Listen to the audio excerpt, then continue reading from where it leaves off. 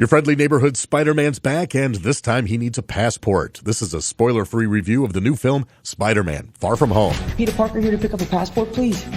Mini toothpaste? Mm-hmm. Pack your suit. I just want to go on my trip with my friends. Europe doesn't really need a friendly neighborhood Spider-Man. Peter Parker is struggling. He's a teenager dealing with school and crushing on MJ, and now a leader in the superhero world, called on to work with the mysterious Mysterio and some new foes. The science division had a technical name. We just called them elementals. Versions of them exist across our mythologies. Turns out the myths are real. Like Thor. Thor was a myth, and now I study him in my physics class. These myths are threats. Picking up where Avengers Endgame leaves off, Tom Holland is back in the Spidey-spandex for a second time in the starring role. Also returning, Samuel L. Jackson in a bit of an expanded role for Nick Fury. The very entertaining Zendaya as MJ. Scene-stealing Jacob Batalon as best friend Ned. And Jon Favreau as, again, Harold Happy Hogan.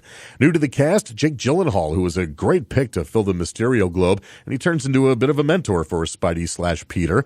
Coming out so soon after Endgame, I admit I was expecting a little superhero fatigue, and it's there. The plot is a little thin, and combining the love story with the action flick is a tough task and very rarely done well. In this case, it's above average, although a bit forced.